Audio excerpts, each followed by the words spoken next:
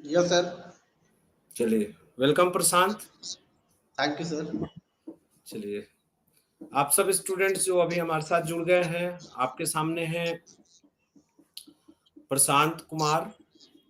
और ये इनका सबसे पहले संक्षिप्त परिचय तो ये दे दें कि वर्तमान में ये डिप्टी कलेक्टर के रूप में पोस्टेड हैं और ये 6th जेपीएससी में सफल हुए थे। और दोनों रिजल्ट में जो कि ओरिजिनल आई थी और रिवाइज्ड, दोनों में इनका जो प्रशासनिक सेवा का कैडर है वो सेम है और उसी पद पर ये पदस्थापित है अभी पलामू में। जहाँ तक विजय स्टडी सर्किल से जुड़ाव का प्रश्न है, तो ये विजय स्टडी सर्किल के एक पुराने स्टूडेंट रहे हैं और यहाँ पर उन्होंने कई कोर्सेज किया और विशेष रूप से इन्होंने मेंस के समय ही हमें अंदाजा हो गया था कि निश्चित रूप से ये सफल होंगे उस एग्जाम में, क्योंकि जो ये मेंस की कॉपी लिखते थे टेस्ट वगैरह में इतनी अच्छी होती थी कि मुझे तो नंबर काटने के लिए ढूंढना पड़ता था कि कहाँ इनके नंबर को काटा जाए। और ये इनके मेहनत का है, मुझे लगा कि काफ़ी मेहनती स्टूडेंट रहे और ये मेहनत से ही इन्होंने उस मुकाम को पाया है और एक साधारण पृष्ठभूमि से होकर उस मुकाम तक पहुँचे। तो मैंने सोचा कि ये सबसे one of the suitable candidate हैं कि आप सबको ये अपने बारे में बताएंगे और इंटरव्यू के बारे में, ताकि आपको भी इंस्पिरेशन मिलेगा। इनकी राइटिंग भी काफ़ी खूबसूरत रही है और टेस्ट में लगातार सर्वोच्च स्थान को प्राप्त करते रहे, इसलिए हम लोग आश्वस्त थे कि इनका फाइनल सिलेक्शन होना ही चाहिए और इन्होंने इस चीज़ को प्राप्त किया। तो हम चाहेंगे प्रशांत से कि प्रशांत आज एक प्रशासनिक अधिकारी के रूप में विजय स्टडी सर्किल के स्टूडेंट्स और अन्य स्टूडेंट्स को अपना इंटरव्यू के जो तैयारी थी इनकी, जो इंटरव्यू इनका हुआ साक्षात्कार जेपीएससी में, उसको विशेष फोकस करेंगे कि इनसे सवालात किस तरह से पूछे गए और किस तरह से इन्होंने जवाब दिए। तो ये चर्चा स्टूडेंट्स के साथ करेंगे। हो सकता है 2 वर्ष हो गए हैं तो सारी चीज़ें इनको न भी याद हो, लेकिन मुख्य चीज़ें ज़रूर याद होंगी क्योंकि आपकी याददाश्त बहुत ही अच्छी है। तो उनको आप शेयर करेंगे स्टूडेंट्स के साथ और साथ ही आप स्टूडेंट्स इनसे जो भी प्रश्न पूछना चाहेंगे, आप आराम से बेझिझक इनसे प्रश्न पूछिए और ये प्रशांत आपको जवाब देंगे। 2 साल पहले आपकी तरह ये भी थे, आज उस पद को ये प्राप्त किए हैं। हम उम्मीद करते हैं कि इनके गाइडलाइन से, इनके अनुभव से आपको काफ़ी फ़ायदा होगा। तो प्रशांत, आपकी सहायता के लिए हमारे टेक्निकल स्टाफ हेड मिस्टर कौशल रहेंगे और वो स्टूडेंट्स और आपके बीच में मैनेजमेंट करेंगे और आप सबसे पहले अपने अनुभव को बताइए इंटरव्यू का और मैं क्लास को लीव करता हूँ। उम्मीद करता हूँ कि आपका सेशन अच्छा जाएगा। Sir thank you sir.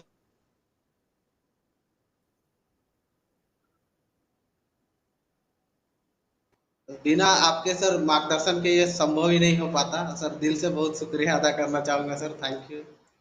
Thank you. Thank you. Okay.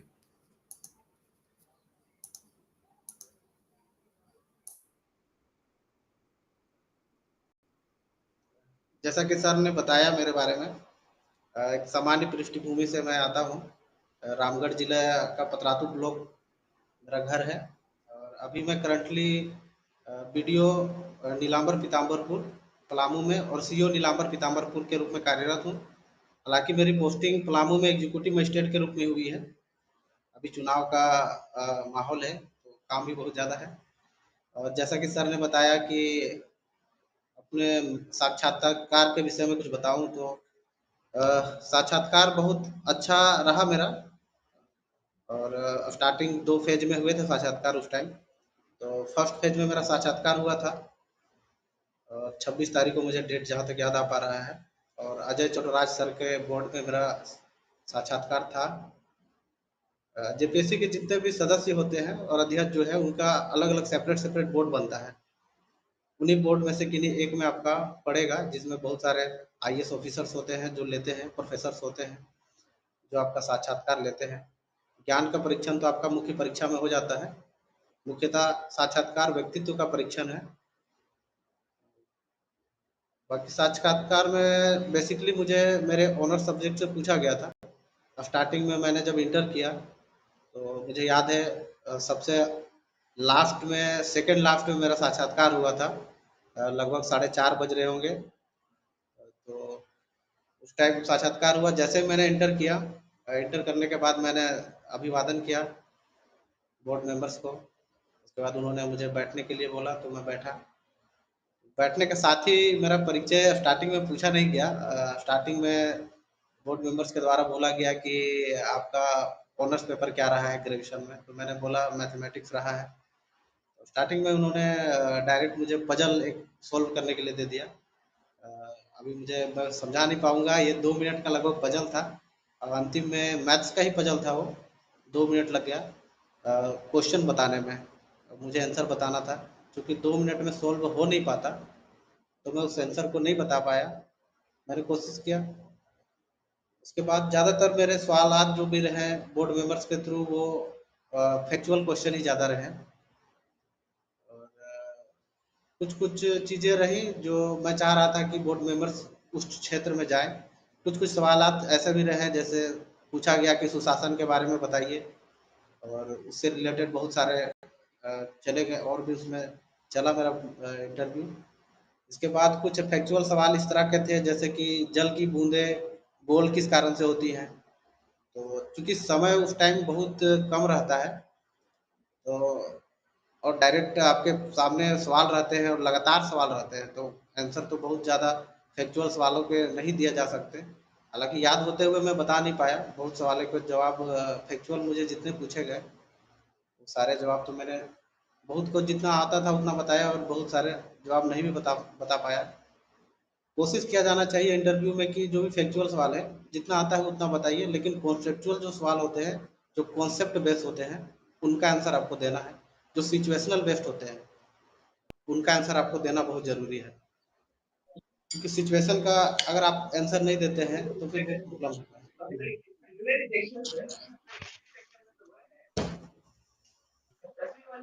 बाकी आपके सवाल जैसे जैसे रहेंगे मैं उसका आंसर देता रहूँगा।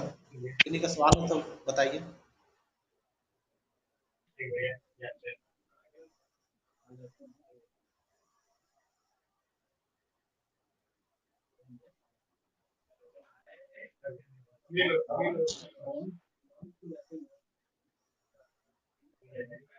कौशल जी, हाँ सर। हाँ कोई सवाल वगैरह कुछ पूछा जाएगा? हाँ, वो हैंड रेज करेंगे। किन्हीं को कोई कुछ पूछना है, एक एक करके हैंड रेज करेंगे। अच्छा, उससे पहले मैं कुछ कुछ बता देता हूँ, कुछ टिप्स जैसे इंटरव्यू के लिए होने चाहिए। पहला तो आपका जो नाम है उसका अर्थ आप लोग पता कर लीजिए, ठीक है। अगर आपका नाम, अच्छा मैं थोड़ी देर में आपका मैं कंप्लीट कर लेता हूँ, फिर शोभा कोई है वो सवाल करेंगी, तो मैं कंप्लीट कर लेता हूँ। पहले सबसे पहले आप अपना नाम का अर्थ देख लीजिए। अगर आपके नाम के साथ में कोई विशेष पर्सन का नाम भी जुड़ा हुआ है, उसके बारे में जानकारी कलेक्ट कर लें। डेट ऑफ बर्थ बहुत कॉमन है। अगर उस डेट ऑफ बर्थ में उस ईयर में कुछ घटना घटी है उसके बारे में आपको जानकारी होनी चाहिए। आपका जो डेट ऑफ बर्थ है वो कुछ विशेष है तो उसको ध्यान में रखिए। आपका जो बर्थ प्लेस है या आपका जहाँ पे निवास स्थान है वो अगर किसी कोई स्वतंत्रता सेनानी से जुड़ाव रखता है तो इस तरह का कुछ विशेष है तो उसको ध्यान में रखिए। ये सब कुछ कुछ कॉमन चीजें हैं। आप कोई क्वेश्चन पूछ रहे थे मुझसे, ले लेते हैं क्वेश्चन को। शोभा,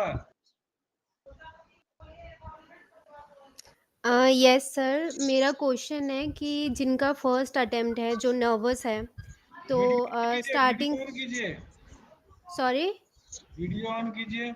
सर, मैं बाहर बैठी हूँ, वीडियो नहीं ऑन हो पाएगा। ओके, ठीक है, यस। ठीक है। तो सर, जिनका फर्स्ट अटेम्प्ट है, लाइक प्रीलिम्स भी, मेंस भी, एंड देन इंटरव्यू होने वाला है, उनके लिए आप क्या सजेस्ट करोगे? एंड सेकेंडली, जो कुछ कुछ बेसिक क्वेश्चंस होते ही हैं जो हर एक पर्सन से पूछा जाता है, तो वो क्वेश्चंस क्या क्या होते हैं?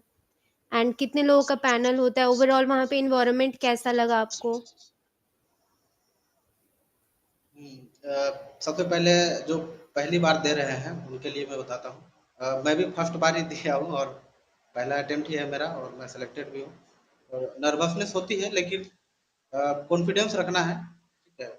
आप नेचुरल बन के रहिए, कुछ बनावटी नहीं होना चाहिए। आप अपने बोर्ड मेंबर्स के सामने ऐसा प्रेजेंट ना करें कुछ बना, आप एक्टिंग कर रहे हो कुछ, बी नेचुरल। जो भी आता है सवाल के जवाब दीजिए। ऐसा कुछ नहीं होना चाहिए जैसे कि हम लोग देखते हैं वीडियोज में कि इंटरव्यू ऐसा जा रहा है वो बनावटी कुछ, उस तरह से नहीं। बी नेचुरल, एकदम हमेशा 100% अपना नेचुरल परफॉर्मेंस दीजिए। और कोई कॉन्फिडेंस रखना है, कोई फर्स्ट अटेम्प्ट सेकंड अटेम्प्ट कुछ नहीं होता है, ठीक है। फर्स्ट अटेम्प्ट में और मुझे लगता है ऊर्जावान लोग होते हैं और ज़्यादा कॉन्फिडेंस अच्छे से देते हैं, क्योंकि उनको फर्स्ट अटेम्प्ट में क्लियर करने का जोश होता है।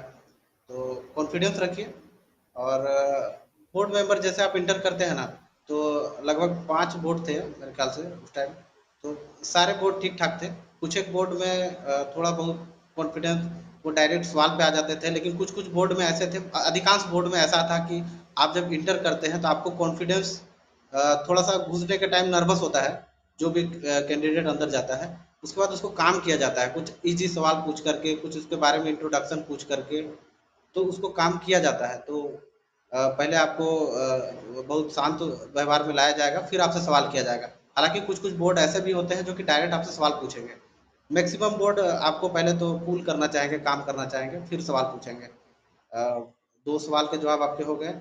तीसरा आपका क्या सवाल था? सर तीसरा कि एक बार सेट ऑफ क्वेश्चंस होते हैं, जैसे एक वुमेन अगर जाती है तो उनसे लड़की के रिलेटेड क्वेश्चन पूछा जाएगा, हाँ, हाँ, हाँ, या बिल्कुल। झारखंड से रिलेटेड क्वेश्चंस जो होते हैं, कॉमन तो वैसे क्वेश्चन है कुछ। हाँ, जी। जैसे हाँ। कि आप कॉमन क्वेश्चन है, जैसे कि आप कहीं जॉब करते हैं अगर, ठीक है, पहले से जॉब में है, वो जॉब को स्किप करके इस जॉब में आना चाहते हैं, तो सबसे पहले आपसे पूछेगा कि भाई आप वो जॉब क्यों छोड़ना चाहते हैं, इस जॉब में क्यों आना चाहते हैं। अगर आप वीमेन हैं तो आपसे ये सवाल पूछेगा है कि आप वीमेन हैं तो आपके आने से वो क्या फ़ायदा मिलेगा, और एक वीमेन सोसाइटी में क्या मैसेज जाएगा।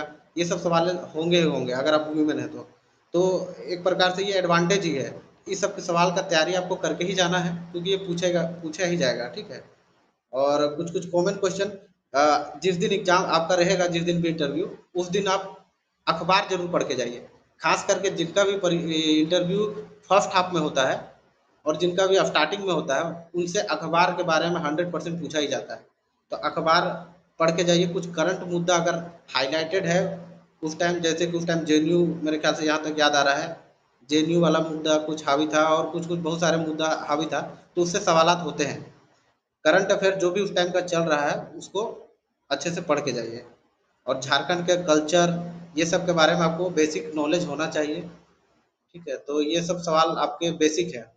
बाकी उनका बोर्ड में जो भी पूछा जाएगा आपको देना है। सर का पवन सर का एक बात हमको याद आता है, अगर आपको अगर सेलेक्ट करना पूछे, आपको सेलेक्ट करना चाहे तो फिर बोलेगा कि भाई अपना नाम बताइए। अब नहीं सेलेक्ट करना चाहे तो बोलेगा मेरे बेटा का नाम बताइए। तो इस तरह का भी बात होती है, लेकिन एक बेसिक सवाल ये सब होता है कि आपको करंट अफेयर, अखबार हो गया, अपने नाम का अर्थ देख लीजिए। आप कोई जॉब स्किप करके दूसरे जॉब में आ रहे हैं तो उस पिछला वाले जॉब के बारे में आपको पता होना चाहिए। डिटेल डिटेल नहीं तो बेसिक नॉलेज होनी चाहिए। जैसे मेरे दोस्त एक गौतम कुमार हैं, उनका भी सिलेक्शन हुआ है हमारे बैच में, तो उनको अधिकांश सवाल जो है वो दारोगा सब इंस्पेक्टर को छोड़ करके इसको ज्वाइन किए हैं। उनके अधिकांश सवाल सब इंस्पेक्टर से रिलेटेड थे। तो आप अगर दूसरे जॉब को स्किप करके इस जॉब में आ रहे हैं तो वो सवाल आपके रहेंगे। और ग्रेजुएशन जो आपका ऑनर्स पेपर रहा है वो आप एकदम अच्छे से तैयार कर लें, क्योंकि कुछ अगर नहीं आएगा बोर्ड मेंबर को पूछने के लिए तो आपके ग्रेजुएशन के पेपर पे ही जाएंगे कि आपका ऑनर्स पेपर क्या रहा है। किन्हीं का सवाल था तो भी रेज किए थे हैंड। अनिल शर्मा।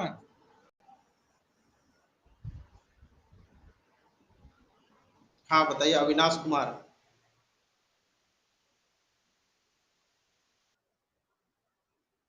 हाँ सर, हेलो। हाँ बताइए। हाँ सर, पूछना चाह रहे हैं सर कि मतलब प्री के पहले ही मतलब हम ये लिए थे नो ऑब्जेक्शन सर्टिफिकेट, मतलब बीएसएनएल में जॉब कर रहे हैं, है ना। तो हाँ बताइए। प्री से पहले नो ऑब्जेक्शन सर्टिफिकेट लिए थे तो उससे काम चल जाएगा ना, कि अभी फिर से रिसेंट फिर से मंगाना पड़ेगा। आपने एक तो लिया ही है प्री से पहले। नो ऑब्जेक्शन सर्टिफिकेट आपको एक तो ज्वाइनिंग के टाइम चाहिए होता है।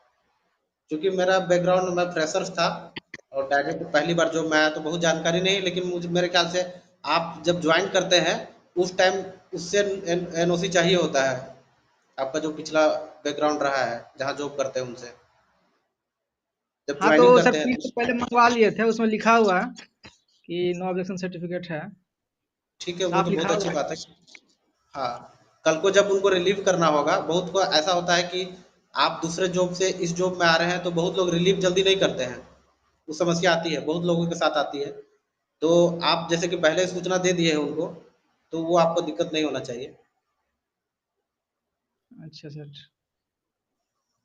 और सर थोड़ा और एक्सपीरियंस बताइए सर अभी, मतलब जो जॉब आपका जो प्रोफाइल है अभी डिप्टी कलेक्टर में है, जो थोड़ा एक्सपीरियंस बतलाइए थोड़ा। और क्या मतलब कि आप लोग का जूरी डिस्ट्रिक्ट रहता है वो थोड़ा बतलाइए। अगर पूछ दिया वीडियो क्यों बनना चाहते हैं, वो सब थोड़ा हम्म। बतला। मैं लास्ट में जब एंड करूंगा ना, उसके 10 मिनट में अपने जॉब प्रोफाइल के बारे में बताऊंगा और दूसरे दूसरे जॉब प्रोफाइल के बारे में बताऊंगा।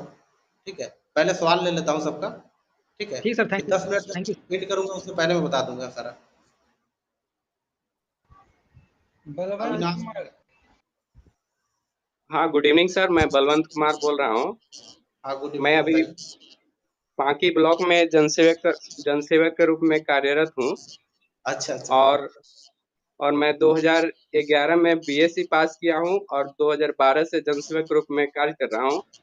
तो सर, बीएससी मैथ ऑनर्स में मैं अधिकतर चीज भूल चुका हूँ। तो हाँ। उसके लिए सर कैसे क्या करना होगा? मैथ में तो ऐसे भी बहुत सारे थ्योरम वगैरह रहते हैं जो मतलब सॉल्व करने रहते हैं पेन एंड पेपर के द्वारा। हम्म। और कभी कार्य मतलब इस 10 वर्ष के दौरान कभी मतलब उसका काम आया नहीं, तो अधिकतर चीज मैं भूल चुका हूँ। तो उसके लिए सर कैसे प्रिपेयर मुझे करना होगा? हाँ, ठीक है, बहुत अच्छा। मेरा भी मैथमेटिक्स ऑनर्स ही रहा है। तो जब मैं इंटर किया था, बोर्ड मेंबर के द्वारा यही पूछा गया कि आपका मैथमेटिक्स ऑनर्स है, तो मैंने बोला हाँ यस सर। फिर डायरेक्ट उन्होंने पजल दे दिया। उसके बाद से मैथमेटिक्स के बहुत सारे सवाल दिए, जो कि मेरा भी जैसा आपका बैकग्राउंड है छूट गया है बहुत दिनों से, मेरा भी वही हाल था। तो एक तो आप बेसिक जो मैथमेटिक्स है उसको तैयार कर लीजिए, वो 100% पूछा जाएगा। ठीक है, कुछ नहीं तो आपका मैथमेटिक्स ऑनर्स में बेसिक जो चीज़ें हैं वो आप देख लीजिए। पाई का मान हो गया, कुछ कुछ फॉर्मूला जो है, जो भी सर्कल्स के फॉर्मूला, ये सब जो भी बेसिक चीज़ें हैं। जैसे कि ये भी पूछ सकता है कि आपका रेशनल नंबर क्या है, ये मेरे को पूछा गया था। ठीक है, तो ये सब rational irrational number, natural number, ये सब आप देख लीजिएगा बेसिक जो है। ठीक है, बाकी आपको जैसे ही आप इंटर करते हैं तो आप पहले ही बोल दीजिए कि सर इसमें मेरा काफ़ी दिनों से मैं छोड़ चुका हूँ, इसमें मुझे ज़्यादा कमांड है नहीं। तो कोशिश किया जाए कि मुझे कुछ दूसरे क्षेत्र से पूछा जाए ताकि मैं उसमें जवाब दे पाऊँ, ये आप बोल सकते हैं। तो मतलब लेकिन ग्रेजुएशन आप से सीधे अगर, सवाल उठा दें कि हाँ, लैपलास थ्योरम बतलाइए, सेट थ्योरी, रिंग थ्योरी बताएं, तो सर वो सब में थोड़ा तो दिक्कत होगा। आप डायरेक्ट बोल सकते हैं मेंबर्स को कि सॉरी सर, मेरा काफ़ी दिनों से मैंने छोड़ दिया है और काफ़ी दिनों से मैं जॉब में भी हूँ जैसा कि आप बता रहे हैं। और उसके बाद सर मैंने तैयारी किया है जेपीएससी का, तो इसके सिलेबस में मैथ्स है नहीं, तो काफ़ी दिनों से छोड़ चुका हूँ। अगर आप जेपीएससी के जो सिलेबस का जो और भी सब्जेक्ट्स है उनसे पूछेंगे तो मैं बेहतर जवाब दे पाऊंगा। इस तरह करके आप उसको स्किप कर सकते हैं। अगर इसके बावजूद भी पूछता है तो फिर तो ऐसा नहीं पूछना चाहिए। ठीक है, एक आध से ऐसा हुआ था जो कि मेरे साथ जो दिए हैं उनको, वो पहले ही बता दिए कि इस क्षेत्र में मेरा काफ़ी दिन से छूट गया है, तो आप इधर से पूछ सकते हैं। तो वो फिर उनको वो छोड़ करके फिर दूसरे साइड से पूछा। ठीक है, तो आप ये पहले ही ओके बता सर। सकते हैं, लेकिन आपको बेसिक तैयारी जी रखना है। क्योंकि आप अगर बेसिक जी जी। नहीं छोड़ने के बावजूद भी आपको बेसिक सवाल पूछेगा और अगर आप नहीं दे पाए जवाब, वहाँ पे आपको फिर वो सवाल खड़ा करेगा कि आप ग्रेजुएशन ढंग से नहीं किए हैं। ठीक है, हालांकि बहुत okay sir, board thank you. Cooperative करते हैं, कोऑपरेट करते हैं आपको, लेकिन कुछ कुछ बोर्ड ऐसे भी होते हैं जो कि आपको परखना चाहते हैं। एक आध बोर्ड ऐसा रहता है, बाकी सब बहुत अच्छा बोर्ड रहता है। और किन्हीं का सवाल है? Yes sir. हाँ, बताइए। Good evening sir. हाँ, गुड इवनिंग। सर जैसे यूपीएससी में जब इंट्रोडक्शन पूछते हैं तो कभी-कभी बोला जाता है कि without your name tell us about yourself, मतलब जो भी पूछते हैं बोले इंट्रोडक्शन। तो अगर उन्होंने ऐसा पूछा तो डायरेक्ट 10th से स्टार्ट करेंगे ना, या फिर अपने जिले से स्टार्ट करेंगे? हाँ हाँ, बाकी जो जैसे कि आपको पूछेगा कि आपको आपका अपना रिलीजन बताए हुए अपना बताइए, परिचय दीजिए। तो रिलीजन में क्या आ जाता है, जैसे कि आप नाम बोलेंगे तो पता चल जाता है रिलीजन, ठीक है। जी तो वो नाम को स्किप कर दीजिए अपना, ठीक है। क्षेत्र से स्टार्ट कीजिए, मैं यहाँ का रहने वाला हूँ, मैंने मेरी पढ़ाई यहाँ से हुई है। अब बोलेगा आपको पढ़ाई स्किप करके बताइए, अपना नाम बताइए, जहाँ पर रह रहे हैं उसका बताइए, तो उस चीज़ को स्किप कर देना है, ठीक है। सर, और अगर बाद में इंटरव्यू के दौरान कभी ऐसा होता है कि क्योंकि कई लोग ऐसे होते हैं जो किसी खास कम्युनिटी से बिलोंग करते हैं और वहाँ पे कुछ ऐसा वर्क किए हुए हैं जो लीडरशिप क्वालिटी को ये दर्शाता है। तो ये सब मेंशन करने से कुछ नेगेटिव ये फल तो नेगेटिव नहीं नहीं जाएगा? जाएगा, वो पॉजिटिव ही जाएगा। लेकिन आप ये ध्यान में रखिएगा कि उसके जी, चारों क्षेत्र में जो स्कोप बन रहा है, उसके बेसिक में आपको नॉलेज होना चाहिए। जैसे कि ये बहुत अच्छा पॉइंट आप बताई। जैसे कि जी, आप इंटरव्यूअर जो ले रहा है आपका इंटरव्यू, आप चाहते हैं कि उसको किसी और क्षेत्र में आपको ले जाना, उसको, ताकि आप वहाँ पे मजबूत हैं, तो आप ले जा सकते हैं। जी, जैसे कि मेरा बैकग्राउंड रहा है कि हम एनसीसी किए हुए थे, ठीक है। जी, लेकिन वहाँ मेरे से मिस हो गया कि हमको एनसीसी उसको बताना चाहिए था बोर्ड मेंबर्स को, क्योंकि अब मुझे नहीं लगता था कि एनसीसी के बारे में उनको ज़्यादा जानकारी होता, और चूंकि मैं बताता कि मैंने एनसीसी किया है, इतना मेहनत किया है इसमें, तो वो दो चार लाइन जो भी उनको आता वो पूछ देते, तो उसको मैं ज़्यादा कंफर्ट होकर के बता पाता। तो आप ये कोशिश कीजिए कि आपका जो भी स्ट्रॉन्ग जोन है, जिसमें आप जी। अच्छा है, तो अपना इंट्रोडक्शन में वो चीज़ बता दीजिए। और वो 100% वर्क करता है, और वो फिर उसमें जाके पूछेंगे, ठीक है। तो फिर आप उसमें जहाँ स्ट्रॉन्ग है उसको फिर जवाब दीजिएगा।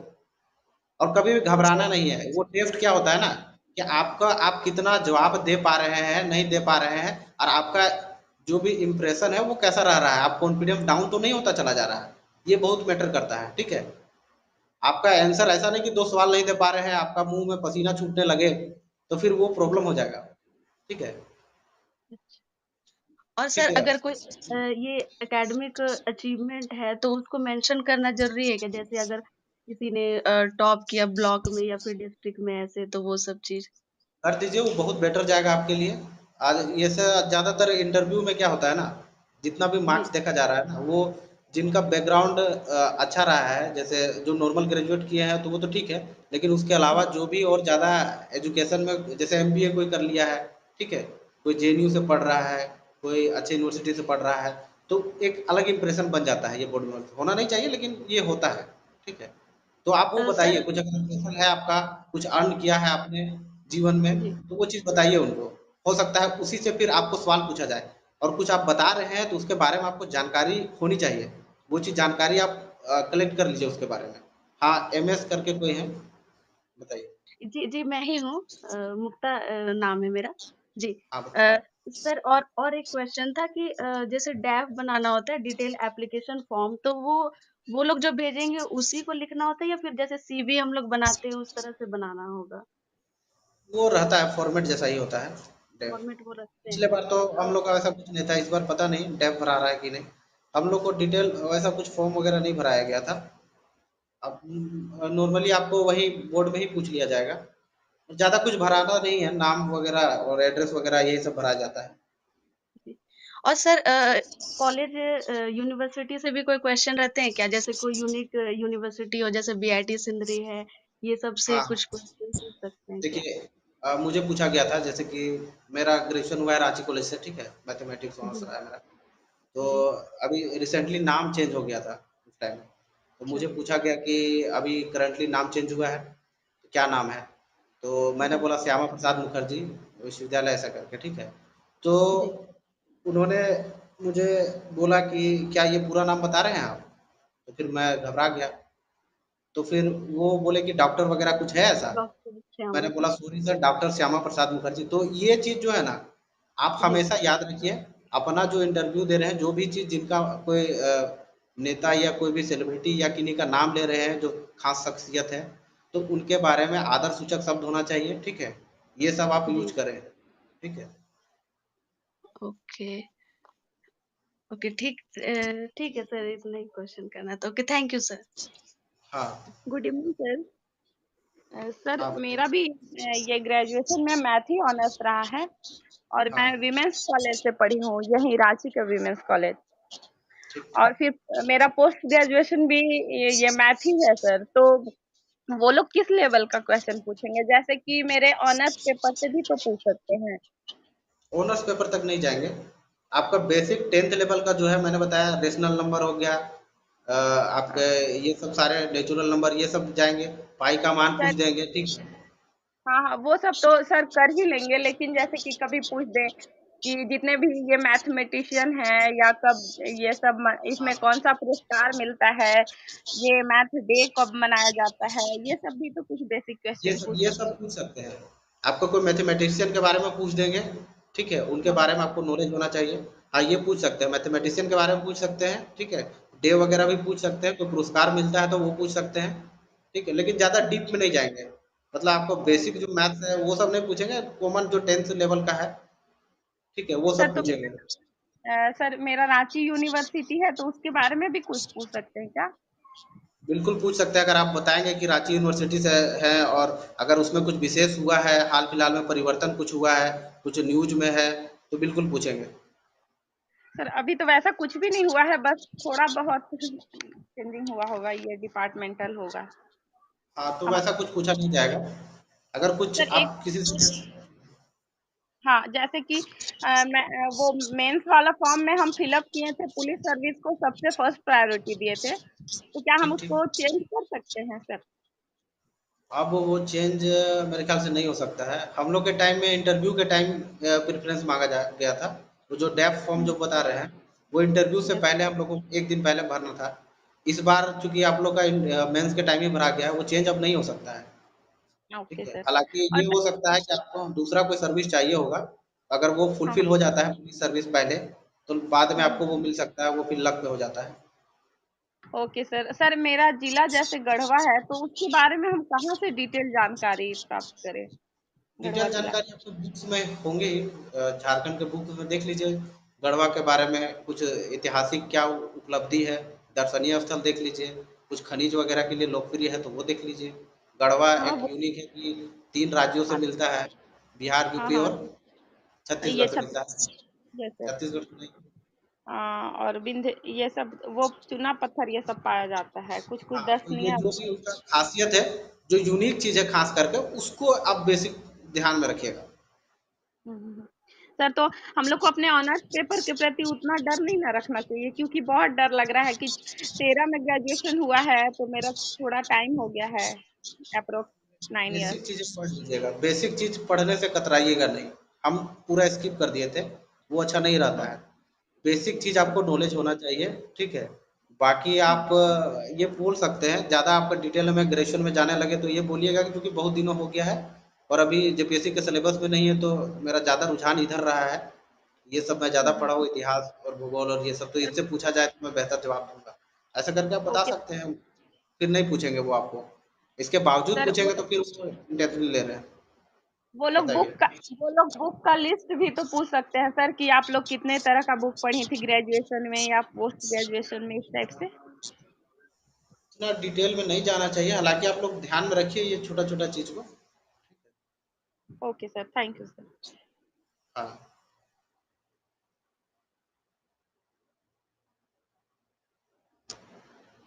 और किन्हीं का सवाल है?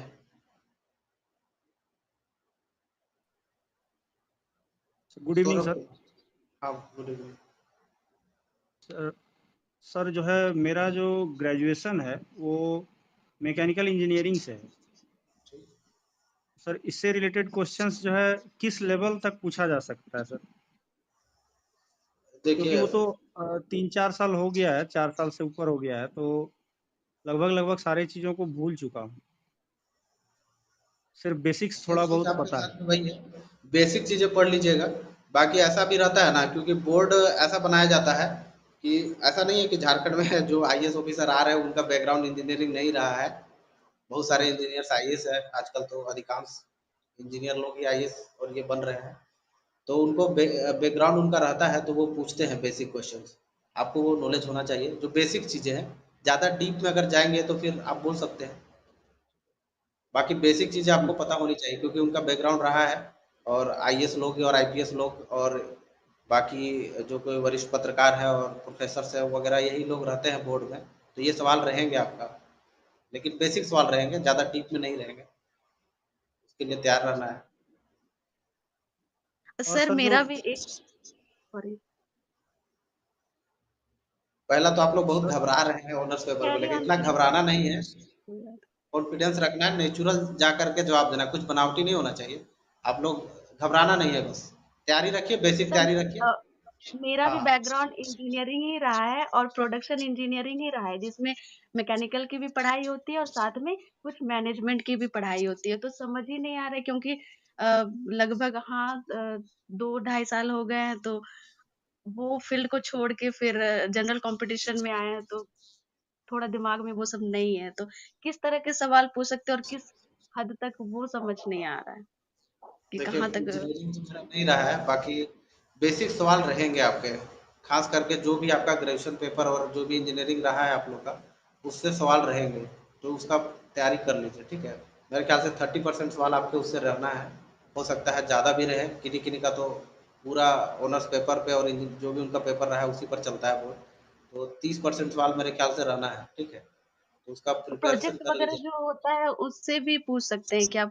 हम लोग जैसे प्रोजेक्ट और वोकेशनल टूर भी करते हैं, तो वो सब चीज जैसे मैंने आप लोग एचईसी में बता किया था, सकते तो हैं, इस तरह से। उसमें ज़्यादा नहीं जाएँगे वो, ज़्यादातर आपका ऑनर्स पेपर और जो भी पेपर रहा है उस पे जाएँगे। हालाँकि आप जी अगर बताते हैं कि हमने ये वोकेशनल किया है और ये इसमें मेरा रुचि रहा है, तो फिर जी वो उस पे सवाल पूछ सकते हैं। नहीं तो ज़्यादातर उनका फ़ोकस आपका ऑनर्स पेपर पे ही रहता है। ओके ओके, सर ठीक है, सर थैंक यू सर। हाँ, नमस्कार। वो हाँ, नमस्कार। विद्याभूषण सिन्हा बात सर कर रहा हूँ सर। मेरा हाँ, एक डाउट बताइए। है सर। ऐसे किसी एक थोड़ा-सा कमीशन के लाउड इंटरव्यू बोलेंगे में आप क्या? थोड़ा-सा आवाज़ आपका कम आ रहा है। आवाज आ रही है सर अभी? हाँ, सर बताइए। थोड़ा मैं कंप्लीट कर लूँ, सौरभ बोल रहा हूँ सर। हाँ, बताइए। सर बोल रहे थे जैसे फैक्चुअल क्वेश्चन आप बोल रहे थे कि फैक्चुअल क्वेश्चन पूछा जाता है, तो हुँ। फैक्चुअल क्वेश्चन में जैसे आप बताए कि जल का बूंद को गोल कैसे होता है, क्या वजह है गोल होने का? तो इस टाइप का क्वेश्चन में ज़्यादा एक्सप्लेनेशन का ज़रूरत है कि सिर्फ़ उसका जवाब देना है उसका कि बस उसका माने जवाब देना है आपको, जैसे कि एक्चुअली मुझे पता था लेकिन याद नहीं आया, वो पृष्ठ तनाव के कारण गोल होता है, तो हाँ, बस हाँ। आप बोल देंगे पृष्ठ अच्छा तनाव ठीक के है। कारण, तो हो गया काम खत्म। फिर उसके बाद नेक्स्ट क्वेश्चन पूछेंगे, चूंकि क्वेश्चन क्या होता है कि लगातार वो पूछते चले जाते हैं, समय आपको नहीं मिलेगा, तो आप उनको रोक सकते हैं कि सर मुझे थोड़ा समय दिया जाए सोचने का, ये भी आप कर सकते हैं, इसमें कहीं दिक्कत नहीं है, ठीक है। तो हो अगर सकता है उसमें सर डायरेक्ट रुक सवाल पे जाए बीच सवाल में, डायरेक्ट डायरेक्ट आते चले जाएंगे, तो आप आंसर नहीं दे पाए तो उनको बीच में स्टॉप कर सकते हैं। जैसे अगर यदि कोई सवाल के बारे में थोड़ा सोचना है, 1 मिनट 2 मिनट सोचना पड़ जाए किसी के लिए, तो उनको मतलब कि अगर सोचते रहें और तो वो स्किप करके दूसरा क्वेश्चन भी पूछ देते हैं। नहीं नहीं नहीं, ऐसा नहीं करेंगे, वो आपको टाइम देंगे, वो अच्छा, टाइम अच्छा। देंगे, फिर आप जब तक ना बोले कि सर अब मैं नहीं सक रहा हूँ या फिर अब मुझे नहीं आ रहा है या फिर ये उत्तर है, तब तक वो सवाल नहीं दूसरा पूछेंगे, आपको टाइम मिलेगा फिर वहाँ। लेकिन ज़्यादा टाइम भी नहीं लेना है, क्योंकि इंटरव्यू चल जी। रहा है। आप जितना कम समय ले सोचने का, नहीं आ पा रहा है तो बोल दीजिए कि सर मुझे याद नहीं आ पा रहा है, मैंने तैयारी की है लेकिन अभी याद नहीं आ पा रहा है, ये कर सकते हैं आप। जी sir, sir technical technical background होने की वजह से हम लोग को साइंस से ज़्यादा क्वेश्चन पूछा जा सकता है। बिल्कुल, साइंस लेकिन वो रिलेटेड ज़्यादा आपका, क्वेश्चन। आप लोगों को लग रहा होगा टेक्निकल बैकग्राउंड है तो वो आपको लॉस जाएगा, ऐसा नहीं है। वो आपको प्रॉफिट भी देगा, लेकिन आपको बेसिक आपको मजबूत करना है वहाँ पे। आप वो कर लेंगे तो आपका ये बेनिफिट्स में चला जाएगा। और जी साइंस सर। से सवाल पूछा ही जाएगा, टेक्निकल जो भी है, आपने जिस स्ट्रीम में किया हुआ है, मैकेनिकल किया हुआ है, इलेक्ट्रिकल किया हुआ है, तो उसके बारे में बेसिक आपको नॉलेज होना चाहिए। बेसिक चीज़ें जो होती है ना, वो पूछी जाएँगी। जी सर। सर नमस्कार, विद्याभूषण बात कर रहा हूँ सर। ठीक है सर, और थैंक यू। किन्हीं का सवाल? जी सर, आवाज आ रही है? Hello hello. और किन्हीं का सवाल है तो पूछिए।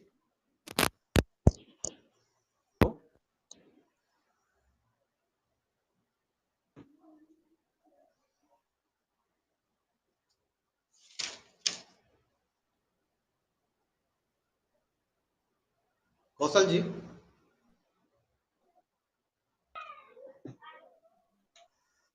हेलो।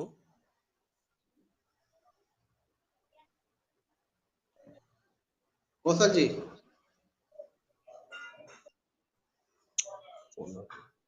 तो मैं मान मान के चलता हूँ कि आप किन्हीं का सवाल नहीं है कुछ।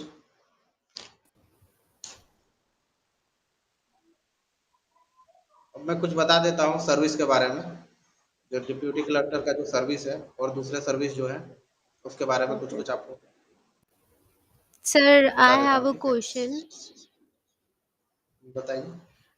इंटरव्यू बोर्ड मेंबर्स वो हमसे क्या एक्सपेक्ट करते हैं कि हम अपना आंसर ऑनेस्टली करें या फैक्चुअल नॉलेज हमारा एक्सपेक्ट करते हैं ज़्यादा या फिर व्हाट काइंड ऑफ? देखिए यूपीएससी में तो फैक्चुअल का ज़्यादा प्रॉब्लम नहीं होता है, लेकिन चूँकि स्टेट पीसीएस में फैक्चुअल आपको आने चाहिए, ठीक है?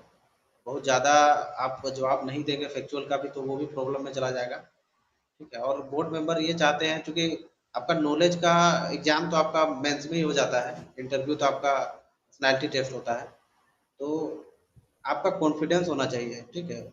आप ही ज़रा सोचिए कि आप किसी को लेना चाहते हैं काम में, उसमें क्या देखेंगे? अब जैसे कि आपको वीडियो बनाना है, किसी को सीईओ बनाना है, उसको पब्लिक से बात करने का आना चाहिए, कॉन्फिडेंस उसमें होना चाहिए कि इतना काम है, उसको देख कर के घबराए नहीं, कॉन्फिडेंटली हैंडल कर ले, ये सब चीज़ें देखेंगे ना। आप खुद को रखिए कि हम किसी को आप नियुक्त कर रहे हैं, किसी का इंटरव्यू ले रहे हैं, तो हम उसमें क्या देखना चाहेंगे? आपका सवाल का जवाब मिल जाएगा, ठीक है? तो आप कॉन्फिडेंस होकर के आंसर कीजिए, ठीक है? वो मेनली कॉन्फिडेंस देखा जाता है, ठीक है? एंड और सर ओवरऑल कितना क्वेश्चन पूछा गया था आपसे? ओवरऑल फैक्चुअल मुझे ज़्यादा पूछे गए थे, तो ओवरऑल 10-12 आपके फैक्चुअल क्वेश्चन पूछे जाते हैं, लेकिन बहुत बोर्ड में मैंने जैसा कि बताया 5 बोर्ड है, उसमें से सारा बोर्ड का एक जैसा नहीं होता है। कहीं-कहीं बोर्ड्स क्या होते हैं, वो कॉन्सेप्चुअल क्वेश्चन पूछते हैं, सिचुएशनल क्वेश्चन पूछते हैं, ठीक है? जैसे कि एक मेरे दोस्त हैं, पिछले बार इंटरव्यू दिए थे, शायद जुड़े भी होंगे, अमित नाम है उनका, तो उनसे पूछा गया कि अगर आपको एक कमरे में बंद कर दिया जाए, तो आप क्या करेंगे? ठीक है? तो इस तरह का भी क्वेश्चन रहते हैं, ठीक है? तो आपका सब तरह के सवाल रहेंगे, बोर्ड मेंबर्स पे डिपेंड करता है कि बहुत कुछ इस पे भी डिपेंड करता है, लेकिन आपको फैक्चुअल सवाल आने चाहिए, लगभग आपको 10 पूछे जा रहे हैं, तो 6-7 आपको आने चाहिए, आंसर देना है, ठीक है? ओके। बाकी कॉन्सेप्चुअल क्वेश्चन आपको आंसर देना है और सिचुएशनल क्वेश्चन तो एकदम देना है, और आपको पूरा इंटरव्यू में कॉन्फिडेंस बना के रखना है। और कई लोगों का ये भी प्रॉब्लम रहता है क्या ड्रेस पहन के जाएँ, तो एक फॉर्मल आप ड्रेस पहन सकते हैं, कोट नहीं भी है तो कोई इशू नहीं है, ठीक है? शर्ट पैंट पहन के जाइए, अच्छा जूता-वूता पॉलिश वगैरह करके जाइए, ठीक है? कोई ज़रूरी नहीं है कोट पैंट पहन के, बहुत ज़्यादा नहीं रहता है आप लोगों को, जैसे कि स्टूडेंट रहते हैं तो उनको बहुत ज़्यादा अनुभव नहीं रहता है, कोट पहनने का आदत भी नहीं रहता है, तो वो दिखने लगता है कि आप अनकम्फर्टेबल हो रहे हैं। सिंपल शर्ट में जाइए, कोई इससे इम्पैक्ट नहीं पड़ता है कि कितना नंबर आए नहीं आए, उससे फ़र्क नहीं पड़ता है। आपका वो जो डायलॉग डिलीवरी है, जो प्रेजेंटेशन है, उससे फ़र्क पड़ता है। इंटर होते के साथ में आप उसे उसके सर को बोले कि सबको पहले अभिवादन करें, अपने वो बैठने के लिए बोलेंगे तो बैठिए आराम से, कॉन्फिडेंस में बैठिए, ठीक है? डरना नहीं है, घबराना नहीं है, पहली बार भी है तो भी डरना घबराना नहीं है, कॉन्फिडेंस होकर के सारे सवाल के जवाब देना है, ठीक है? ज़्यादा क्वेश्चन को स्किप नहीं करना है, और तुरंत-तुरंत ऐसा नहीं बोलना है कि सर मुझे नहीं आ रहा है, मुझे नहीं आ रहा है। तो ऐसा लगेगा कि आप बस यही तैयारी करके आ रहे हैं, आए हैं कि मुझे नहीं आ रहा है सर। वो भी नहीं होना चाहिए, थोड़ा टाइम लीजिए, नहीं भी आ रहा है तो भी थोड़ा रुक करके आंसर दीजिए कि सर मैं अभी याद नहीं हो पा रहा है इसको, नहीं दे पा रहा हूँ जवाब। और किसी का? Hello, good evening sir. Good evening sir. और किसी का कोई आवाज आ सवाल रही है? Good evening sir.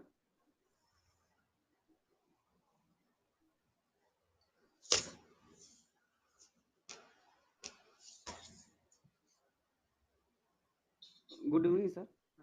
आप पूछिए जल्दी से, संजय कुमार। हाँ जी सर, मेरा बोलना क्वेश्चन है सर, सिचुएशन क्वेश्चन को कैसे हैंडल करें सर, और बेस्ट अप्रोच क्या होना चाहिए सर आंसर के लिए सर?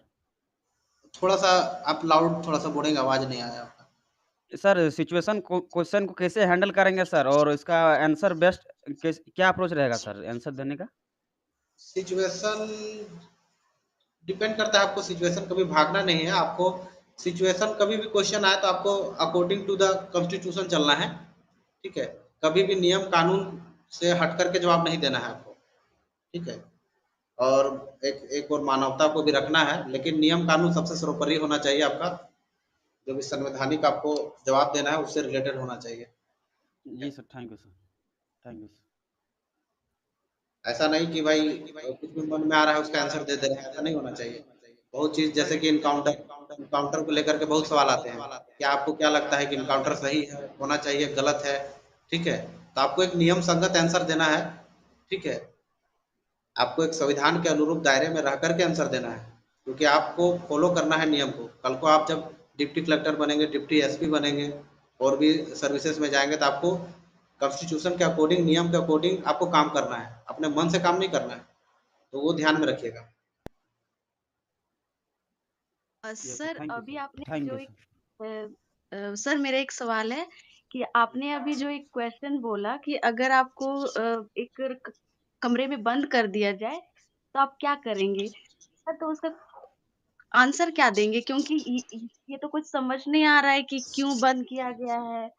मतलब और करना क्या है? तो उसका क्या हो सकता है आंसर? मतलब आप समय बिताने के लिए, जैसे कि आपको कमरे में बंद कर दिया गया तो आपको समय बिताने के लिए क्या करेंगे? तो उसका आंसर वो दिए थे कुछ किताबें पढ़ूँगा, जो उनका जैसे कि फिजिक्स ऑनर्स था तो वो बोले कि फिजिक्स की किताबें पढ़ूँगा, तो फिर फाइनली वो बोले कि गीता की किताब पढ़ूँगा, तो वो फिर सैटिस्फाई हो गए। तो वो आपको देखना चाहते हैं, उससे आकलन करना चाहते हैं कि आपका रुचि किसमें है, आप किस तरह के व्यक्तित्व वाले इंसान हैं, ये सब दिखता है आपका आंसर पे। अच्छा तो उन्होंने पूरा एक सिचुएशन दिया होगा कि वहाँ पे बुक्स भी पड़ी होंगी। सिर्फ़ अगर ये कह दिया जाए कि आपको एक कमरे में बंद कर दिया जाए, तो सर उसको थिंक कैसे करेंगे कि वहाँ पे बुक्स होंगी या फिर क्वेश्चन ऐसे? मैंने ये बताया था, ऐसा ही बोला गया होगा कि बुक्स बहुत सारी रखी हुई है तो आप क्या करेंगे? आपके पास सारा चीज़ अवेलेबल है। इस तरह से कुछ सवाल था। जी, जी, वही मैं पूछ रही थी कि सिचुएशन वो अच्छे तरह से वो डिस्क्राइब करते होंगे फिर उसके बाद। ओके, ठीक है सर, थैंक यू। तो बाकी मैं अपना सर जॉब प्रोफाइल के बारे में बता सर दूँ। इंटर आप बताइए। सर मेरा एक सवाल है सर। हाँ। सर इंटरव्यू बोर्ड में, कमीशन के इंटरव्यू बोर्ड में सर कभी ऐसा महसूस होता है कि इंटरव्यू बोर्ड ने आपको सेलेक्ट कर लिया, ऐसा कोई अंदेशा मिलता है? थोड़ा-सा लाउडर बोलेंगे क्या? सर इंटरव्यू जेपीएससी के इंटरव्यू में सर कभी ऐसा महसूस होता है कि बोर्ड ने आपको करीब-करीब सेलेक्ट कर लिया सर, ऐसा कोई अंदेशा बोर्ड देती है सर? आपके सवाल का उत्तर देने के पश्चात। आपका लास्ट वाला या सुनाई नहीं दिया हमको थोड़ा-सा। सर आ रही है आवाज़? हेलो? हाँ, हाँ, अब आ रही है, अब अच्छे से आ रही सर है। इंटरव्यू बोर्ड कभी ऐसा इंक्लिनेशन देता है सर कि हाँ, आपका सिलेक्शन होने जा रहा है या आपने अच्छा इंटरव्यू दिया? ऐसा तो आपको नहीं बोला जाएगा, लेकिन हाँ, उनके हाव-भाव से लग जाएगा, आपको भी कॉन्फिडेंस लगेगा। जब आप उनके अच्छा। सारे सवालों के जवाब अच्छे से देंगे और उनका बिहेवियर से लग जाएगा कि हाँ, अच्छा किया, अच्छा किया। सर दूसरा लेकिन सवाल ऐसा ये नहीं है बोल देंगे कि हाँ, बहुत अच्छा हुआ, आपका सिलेक्शन हो जाएगा, सर ऐसा कभी होगा नहीं। लेकिन उनके सर हाव-भाव से आपको जब आप फिट होने के बाद जब आप बाहर निकलेंगे तो आपको एहसास हो जाएगा कि मेरा इंटरव्यू किन्हीं का माइक ऑन है क्या? आवाज़ रिफ्लेक्ट गूंज रहा है। तो आपको इंटरव्यू जब होगा तो आपको एहसास हो जाएगा खुद ब खुद कि हाँ, मेरा अच्छा गया इंटरव्यू। सर अगर कम देर का भी इंटरव्यू अगर होता है, इन केस जैसे एवरेज 20-25 मिनट का इंटरव्यू होता है सर, इन केस आप हुँ। सर 10-15 मिनट के बाहर ही अगर चले आते हैं, तो भी there is a positivity that you are going to be selected, ऐसा है क्या? ये कोई पैमाना नहीं है कि किसी का 25 मिनट चला, किसी का आधा घंटा चला, किसी का 10 मिनट चला। सर ठीक है, ये कोई पैमाना नहीं है कि बहुत अच्छा गया, खराब गया। ठीक है, हालाँकि एवरेज सबका 15 से 20 मिनट चलना चाहिए, 15 मिनट आस-पास चलता है, ठीक है। ओके सर, और ख़ास करके थैंक शुरुआत में जब इंटरव्यू होता है ना फर्स्ट हाफ में, तो उनका इंटरव्यू ठीक-ठाक चलता है। सेकंड हाफ में थोड़ा-सा कोई भी काम करते हैं आप तो सेकंड हाफ में थोड़ा बोर होने लगता है, वो कम-कम चलता है। फर्स्ट हाफ में ज़्यादातर इंटरव्यू लंबा चलता है, 15 मिनट आस-पास। ओके सर, और ये कोई पैमाना नहीं है कि जी। और कोई किन्हीं का सवाल?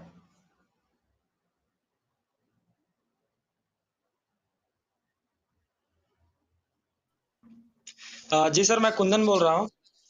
हाँ, बताइए। और सर मेरा सवाल था कि सर आप हॉबी क्या रखे थे सर आप?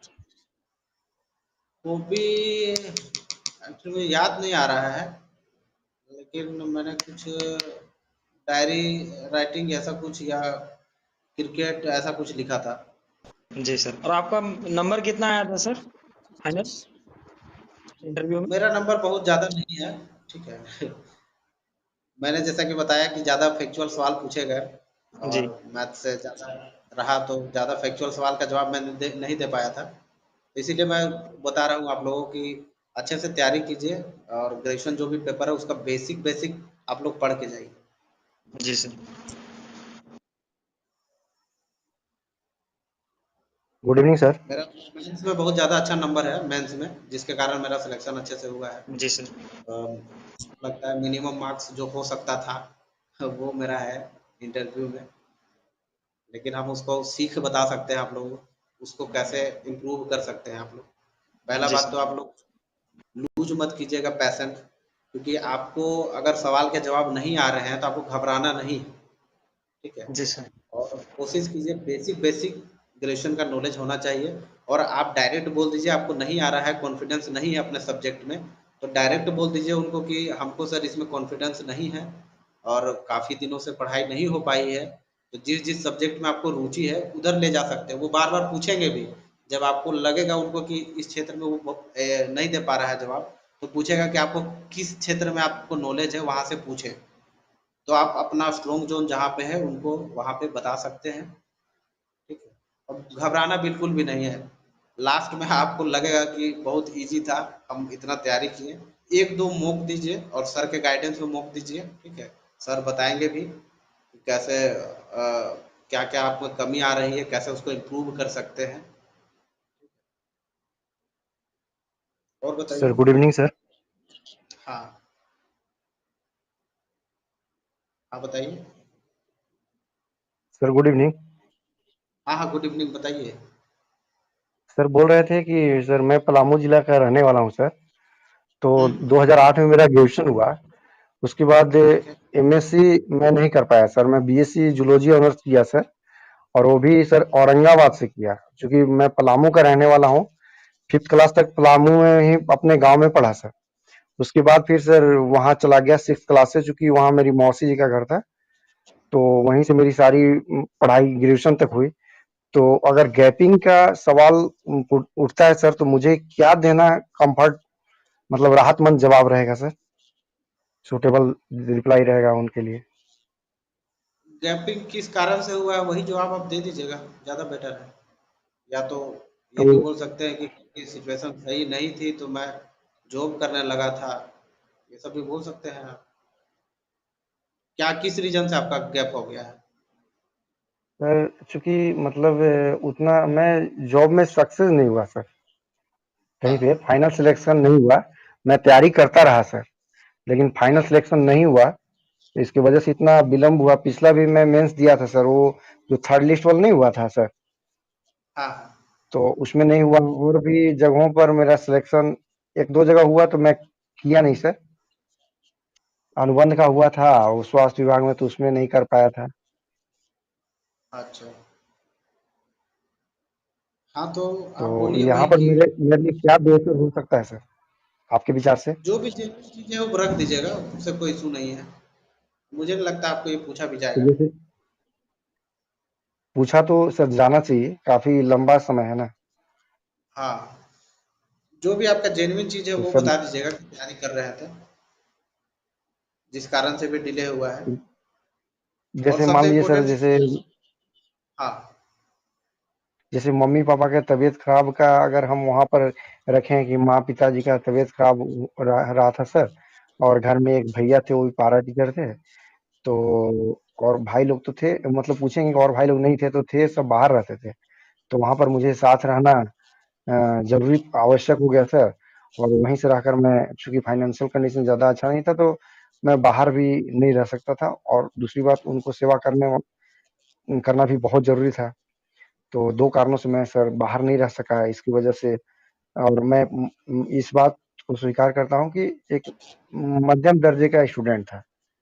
तो सर मुझे पहुँचने में थोड़ी विलम्ब हुई, लेकिन फाइनली मैं आपके ठीक-ठाक सामने आपने हूँ आंसर सर। तैयार किया है। अब जी बढ़िया-बढ़िया सर? है, आपका जो आंसर है वो अच्छा है, ठीक है, सैटिस्फाई करने लायक है। कभी भी बोर्ड है पेपर को सर? झूठ और ये सब में मत बोलिए, कॉन्फिडेंस आपका होना चाहिए, ठीक है? खास करके आप जब अच्छा सच सर। बताते हैं तो ज़्यादा कॉन्फिडेंट होते हैं आप, जी, जी। ठीक है? तो ये मतलब सैटिस्फैक्टरी आंसर है सर? हाँ, हाँ, ठीक-ठाक है, आंसर ठीक है आपका। अच्छा, अच्छा, अच्छा। और सर जैसे मैं वहाँ से पढ़ा औरंगाबाद से 6 टू ग्रेजुएशन, तो वहाँ से भी सवाल एराइज़ हो सकता है सर? हाँ, बिल्कुल हो सकता है। सवाल का कोई दायरा नहीं है, ठीक है? वो जी, पूछने वाले के मूड पे डिपेंड करता है कि वो कहाँ से पूछते हैं, जी, ठीक है? हालाँकि आपको तैयार करना है वो चीज़ का, ठीक है? कि जी। औरंगाबाद में कुछ अपन विशेष है, ठीक है? और क्यों वहीं से क्यों तैयारी किए आप? तो उस चीज़ का जवाब हाँ, वो आपको सब तो तैयार करना है। जो जेन्युइन है वो सब तो सर रख देंगे। लेकिन और सर ये पलामू से किस-किस तरह का सवाल हो सकता है? थोड़ा-सा अगर संक्षेप में आप बताते तो सर बेहतर होता। पलामू में कुछ यूनिक चीज़ हुआ हो, ठीक है?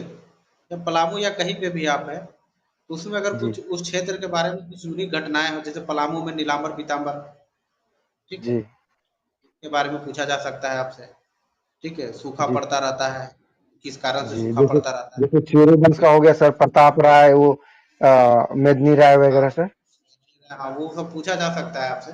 कुछ यूनिक जो चीज़ें जी। हुई हैं, उनके बारे में आपको पूछा जाएगा, ठीक है? अच्छा, ये जो सर किला पलामू किला पड़ता है अब लातेहार में, तो उससे भी सवाल एराइज़ हो सकता है क्या? क्या लातेहार पलामू? जैसे लातेहार डिस्ट्रिक्ट में पलामू का जब बँटवारा हुआ 2004 में सर, लातेहार जब नया डिस्ट्रिक्ट बना, तो जो हाँ, पलामू किला है और बेतला नेशनल पार्क है, वो पलामू टाइगर रिजर्व है, वो सब सर लातेहार में पड़ गया। तो इन सब से भी क्वेश्चन उठने का हो सकता है संभावना क्या? हाँ, हाँ, इसको तैयार कर लीजिए आप, ठीक है? ये क्वेश्चन कर बन लेंगे सकता सर। है, क्योंकि कन्फ्यूजन रहता है बेतला नेशनल पार्क कहाँ पे है, कौन से ज़िले में है, ये सब आप ये पढ़ लीजिए आप, कब हुआ है अलग वो भी पढ़ लीजिए, ठीक है? वो सब तैयार कर लीजिए। अपने ज़िले के बारे में सारा चीज़ तैयार कर लीजिए जो लगता है, जो महत्वपूर्ण चीज़ें हैं, जिस चीज़ में आपका ज़िला अच्छा, न्यू प्रथम इकोनॉमी स्थान पर है। ये जो सर, जी, जी, जी। हाँ, ये सर बोल रहे थे क्या जो नई शिक्षा नीति आई है, इससे सवाल उठने का चांसेस है? पूछा जा सकता है। उसको पढ़ लीजिएगा आप अच्छा, नई शिक्षा नीति को, ठीक है? उसके खामियों को पूछ अच्छा, सकता है कि आपकी नज़र में ये क्यों क्या लाभप्रद है और क्या हानि आपको इससे हो सकता है, आपके क्या विचार हैं? इस तरह के सवाल पूछ सकता है। जी, जी। अपना ओपनिंग पूछेगा सर। क्या? ओपिनियन? अपना वही तो मतलब पूछ रहा ओपिनियन हूँ अपना राय पूछ सकते हैं। आपका विचार क्या है? वो सही है कि जी। लाभ होगा उससे या फिर नुकसान होगा? ओपिनियन ही पूछेगा आपसे। अच्छा, अच्छा, ठीक सर। ठीक है सर, थैंक यू सर। हाँ, वेलकम।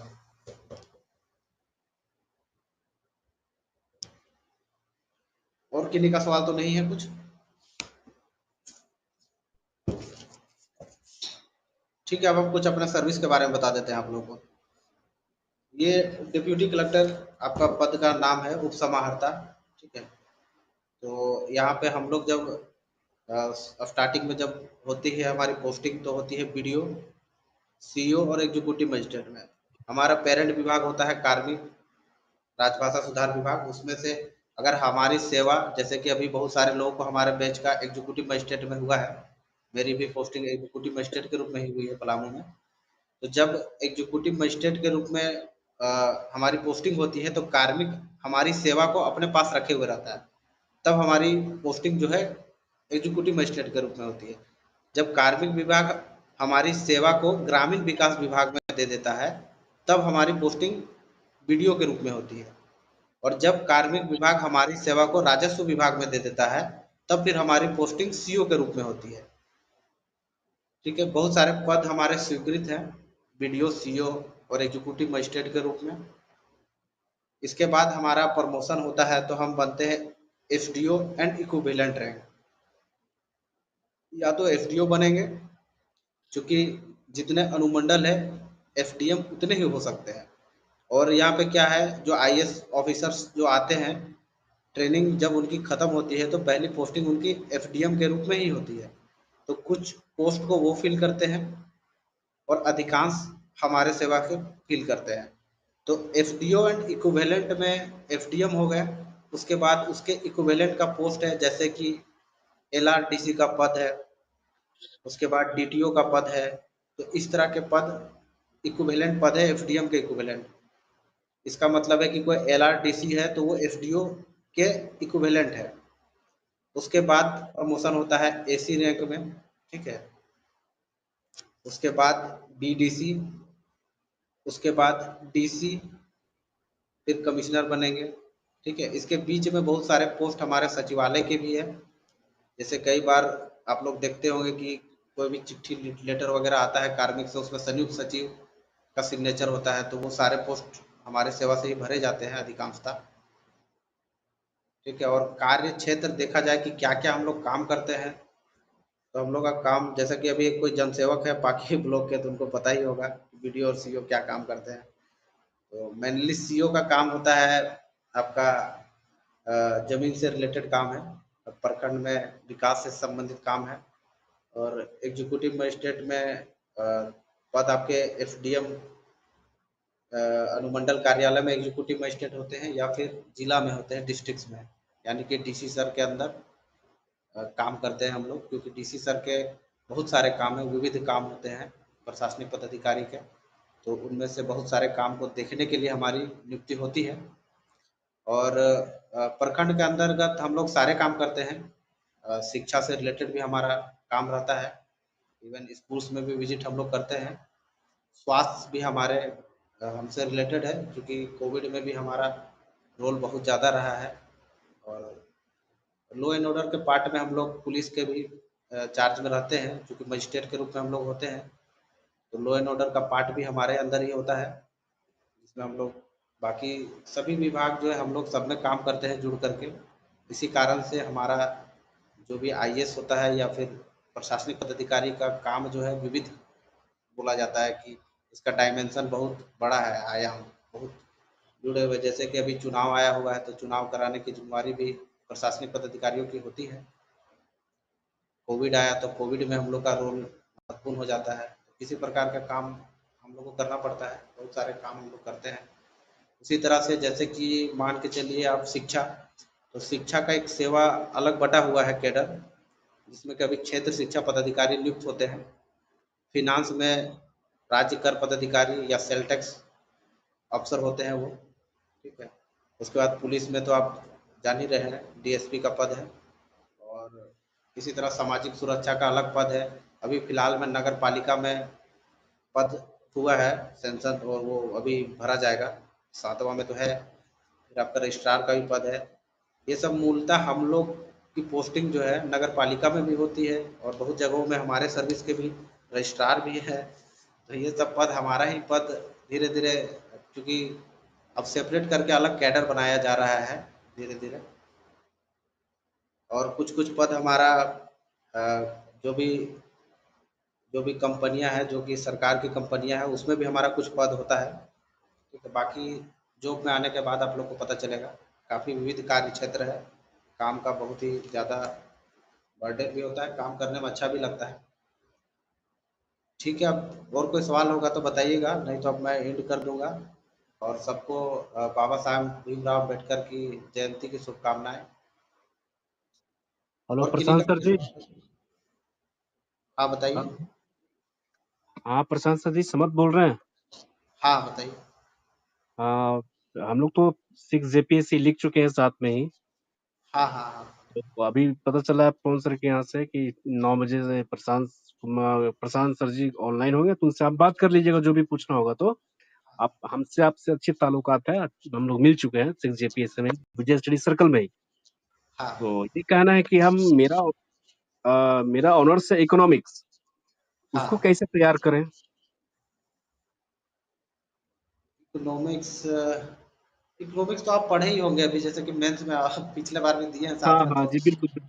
तो मेंस में जो पढ़ा हुआ है बेसिक, वही से पूछा जाएगा। तो कुछ विशेष तो नहीं पूछा जाना चाहिए, क्योंकि नॉलेज आपको पेपर टोटल इकोनॉमिक्स पूछा जाएगा, 4 सेक्शन में था, एक पेपर ही टोटल है। इतिहास और भूगोल तो आपका छोटा छोटा पार्ट बांटा हुआ है, लेकिन इकोनॉमिक्स तो अच्छा खासा तैयारी भी है। तो जी हमको लगता बिल्कुल है आप बिल्कुल। कंट्रोल कर लेंगे, कुछ विशेष तैयारी नहीं भी करने की जरूरत है आपको। आपका मेंस का तो जो इकोनॉमिक्स से फोकस सब है, एक बार पढ़ लीजिएगा। थ्योरी वगैरह पूछ सकता है ना, थ्योरी? हाँ थ्योरी वगैरह, ज्यादातर थ्योरी वगैरह नहीं पूछा जाता है।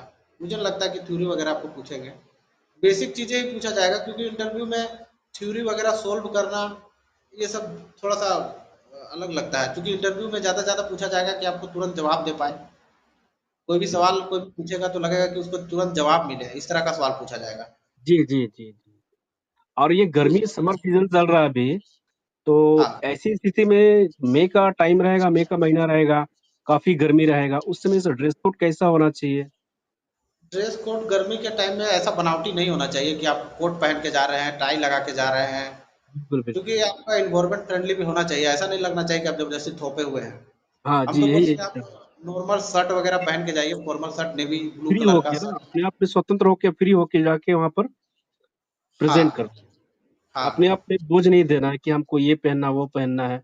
मेरे को जो हाँ, सहूलियत लगेगा, जो शरीर में जो अच्छा लगे, आराम लगे, कंफर्टेबल बिल्कुल। लगे, उसके हिसाब से हाँ, अब ख़ास तो करके सीज़न के अनुसार से पहन के जाइएगा तो ज़्यादा बेटर है। गर्मी के दिन में आप कोट पहन के जा रहे हैं, तो ज़्यादा बेटर मेरे ख़्याल से नहीं लगता है, क्योंकि बिल्कुल, इस बिल्कुल। शर्ट और ये नॉर्मल आप पहन के जाइए नेवी ब्लू कलर का, जी, ठीक है? जी। ज़्यादा लाइट ये सब शर्ट नहीं होना चाहिए। बाकी फीका-फीका कलर हो आपका। अच्छा, अच्छा, लाइट कलर ना? हाँ, हाँ, अच्छा। वैसा पहन के जाइए, ज़्यादा चमकने वाला ये सब ड्रेस वगैरह से बचिए। हाँ, फॉर्मल फॉर्मल शर्ट पैंट नहीं होगा, हाँ, फॉर्मल हाँ, टी-शर्ट होगा। हाँ, सर पूछ रहे हैं कि एस्टेट से कुछ जो अभी वर्तमान जो घटना घट रही है, जैसे रोपवे देवघर में जो रोपवे हाँ। का हुआ जो पर्यटन से ही संबंधित है, तो ऐसा क्वेश्चन पूछ सकता है कि और झारखंड में ऐसा पर्यटक पर्यटन स्थल है कि वहाँ पर भी रोपवे लगाया जा सकता है या नहीं? अगर ऐसी डायरेक्ट क्वेश्चन पूछ दिया जाए कि झारखंड ऐसा भौगोलिक दशा ऐसी है कि वहाँ पर रोपवे की बहुत सारी संभावना है, तो क्या आपको लगता है कि आप वहाँ पर रोपवे अगर मान लेते हैं एग्ज़ाम्पल के तौर पर नेतरहाट, नेतरहाट हुँ। बहुत अच्छा क्लाइमेट जगह है, वहाँ पर रोपवे लगाया जा सकता है? क्या आप मतलब वहाँ एज़ ए आप अधिकारी रहेंगे, तो आप रोपवे लगाने का उस पर आप क्या निर्णय लेंगे? तो इस पर आप थोड़ा-सा बता दीजिए हमको कैसा बोलना है और क्या हाँ, ये सवाल पूछा जा सकता है कि जी। चूँकि पर्यटन हमारा झारखंड जो है वो जंगल, पहाड़, पर्वत, जी, झरना बिल्कुल, ये सब बिल्कुल। भौगोलिक दिशा उसी तरह है, जिस तरह मतलब पूरे राज्य में ऐसे ही है, पहाड़ी पर्वत वाला इलाका है, वहाँ पर रोपवे कहीं भी लगाया जा सकता है। लेकिन अभी घटना घटा है हाल ही में, तो उसके संदर्भ में क्वेश्चन कहीं से बन सकता है, तो उसको कैसे जवाब देंगे? चूँकि घटना घटी है तो उसको पहला तो पूछेगा कि आपसे आप प्रशासनिक पदाधिकारी होने के नाते आप ऐसी घटना घटती है तो आप क्या रिएक्शन आपका क्या होगा? क्या करेंगे? ये हो सकता है, जी, ठीक है? जी। जी, दूसरा हो सकता है कि इसको सुरक्षा की दृष्टि से और कैसे अचूक बनाया जाए कि ऐसी घटनाओं को रोका जा सके और जी, उस पे बिल्कुल, त्वरित क्या बिल्कुल। कार्रवाई किया जा सके। जी, बिल्कुल, बिल्कुल। कि ऐसा रोपवे बनाना रोका तो नहीं जा सकता, उसमें और अच्छा से हम लोग क्या कर सकते हैं हाँ, कि ताकि ऐसी घटना ना हो, इसके लिए क्या हम लोग सुरक्षा की दृष्टि से और क्या मजबूत बना सकते हैं उसमें। बिल्कुल, क्योंकि बिल्कुल। पर्यटन हमारा मूल है, क्योंकि अब जंगल, पहाड़, पर्वत हमारा परिपूर्ण है, जी, जी, तो बिल्कुल, वो बिल्कुल। हम आंसर ऐसा नहीं देगा कि ये बनाना ही नहीं है, रोपवे एकदम गलत है, हाँ, ये ये सब नहीं चीज़ होना होगा कि चाहिए। हाँ, सीधा-सीधे हाँ, डायरेक्ट नहीं बोलेंगे कि सर घटना हो गया यहाँ पर रोपवे की ज़रूरत नहीं है, ऐसा तो नहीं बोल सकते। हाँ, बोलेंगे ऐसा कि नहीं बोल सर सकते। हाँ, ऐसा नहीं बोल सकते। बोलेंगे कि सर यहाँ पर तो पूरे झारखंड में भौगोलिक दशा ऐसी है कि पहाड़ पर्वत वाला है। यदि अगर हाँ, वहाँ घटना घटी हो तो और भी जगह भी ऐसा नहीं हो सकता है। उस पर हम लोग क्या बोलते हैं उसको? ऐसा ये स्थिति तो में बोल कैसा आंसर सकते हैं देंगे? कि आपदा तो से निपटने के लिए काफ़ी समय लग गया हमको, उसमें जी, से आप तो तो हाँ। हमारा रिस्पॉन्स टाइम जो है वो एकदम क्विक होना चाहिए, हाँ, आंसर कि क्विक होना स्पीड कम चाहिए। से कम हो। जी, बिल्कुल। संसाधन को हमको इंक्रीज़ करना है ताकि ये घटनाएँ को तुरंत हम लोग कंट्रोल में कर पाएँ। जी, बिल्कुल, बिल्कुल। और एक ऑर्गनाइज़ अंतिम अंतिम सवाल है प्रशांत सर जी, कि हाँ, अभी वर्तमान में राज्य सरकार पंचायत चुनाव का इलेक्शन कमीशन ने पंचायत चुनाव को डिक्लेरेशन कर दिया है कि इतना तारीख को हाँ, पंचायत चुनाव होगा। तो राज्य हाँ, में बहुत सारे ऐसे जगह हैं जहाँ पर शेड्यूल एरिया है, अधुसूचित क्षेत्र है। वहाँ पे राज्य हाँ, सरकार पंचायत चुनाव कराने के लिए ऐलान कर चुकी है। तो वहाँ के लोग जो शेड्यूल एरिया एरिया के लोग हैं, वहाँ तो अपना शासन व्यवस्था है, ग्राम सभा उसका पावर है उसको। तो ऐसी हाँ, स्थिति में वहाँ चुनाव होना चाहिए या फिर जो एज़ ए जो शेड्यूल एरिया का जो ग्राम सभा का जो पावर है, जो शक्ति है, वही होना चाहिए। तो हुँ। उसमें उसमें पेशा कानून ही लागू होना चाहिए, ना कि पंचायत चुनाव वहाँ पर लागू कराना चाहिए। आप लोग का ओपिनियन इसमें पूछ सकता है और जी, ख़ास करके पेशा कानून अभी जैसे कि चुनाव है, तो जी, अभी हाल-फिलहाल में अगर हो जाता है इंटरव्यू, तो जी, जी, चुनाव से रिलेटेड सारे चीज़ आप लोग पढ़ लीजिए, आदर्श आचार संहिता में क्या-क्या जी, होना चाहिए, बिल्कुल। कैसे-कैसे रोल किया जाता है उसमें एक प्रशासनिक पदाधिकारी या पदाधिकारियों के लिए क्या मॉडल कोड ऑफ कंडक्ट है या जनप्रतिनिधियों के लिए क्या मॉडल कोड ऑफ कंडक्ट है, ठीक जी, है? ये जी, सब आप लोग पढ़ लीजिए और पेशा एक्ट बहुत ज़रूरी है क्योंकि हम लोग बहुत हम लोग का झारखंड जो है पैसा एक्ट के रिलेटेड भी है, तो ये पूछेगा ही। ये अच्छा। क्वेश्चन बहुत अच्छा आप उठाए हाँ, हैं, ये ये क्वेश्चन पूछेगा अच्छा है। पोर्टल से। अभी तक क्योंकि अभी तक लागू नहीं हुआ है सर पेशा कानून अभी हाँ, तक शेड्यूल एरिया में, तो हो सकता है पूछेगा कि पेशा कानून कहाँ तक मतलब लागू होना चाहिए या नहीं होना चाहिए। आप इस पर सहमत हैं तो क्या मतलब कैसे आप पंचायत चुनाव में क्या अपना ओपिनियन दे सकते हैं या फिर पेशा कानून को, इस तरह का सवाल थोड़ा कॉन्सेप्ट बेस वाला क्वेश्चन है, कॉन्सेप्चुअल क्वेश्चन है। हाँ। इसको एनालिसिस करके कैसे उसको उत्तर दें, वो थोड़ा से क्लियर करना चाह रहे थे आपसे। अच्छा, इसका ना आप मेरा नंबर ले लीजिए, ठीक है? चूँकि अभी थोड़ा-सा 1-2 कॉल आ रहा है जी, ऑफ़िस से, चुनाव का जी। चूँकि रिलेटेड हो गया ना काम सारा, अच्छा, ठीक है? अच्छा, ओके सर, ओके सर। हम आपको नंबर अपना शेयर कर देते हैं, ठीक है? जी सर, और ओके, ओके। दे देते हैं उनको, बाकी और भी कुछ-कुछ सवाल होगा तो वो पूछिएगा। 1-2 जी, जी, कॉल ओके। आ रहा है क्योंकि अभी ओके, ओके सर। वोटर ये देना पड़ रहा है इसीलिए। ठीक है सर, कोई बात नहीं। इससे मेरे को शेयर कर दीजिए। बिल्कुल, बिल्कुल। जी, ठीक। यही यस, व्हाट्सएप नंबर यही है। हाँ। ठीक है चलिए सर। थैंक यू ठीक है सबको। सर। जी, जी, सबको जी। बेस्ट ऑफ लक, अच्छे से एग्ज़ाम दीजिए और सब सेलेक्ट होकर के आइए। जी, सबका जी, बिल्कुल। वेलकम। थैंक बिल्कुल। You sir. Thank you sir, thank you. Thank you सब। Thank you thank sir. You. Thank you sir. Good night sir. Thank you sir जी। थैंक यू सबको, good thank you. Night sir. Good night sir.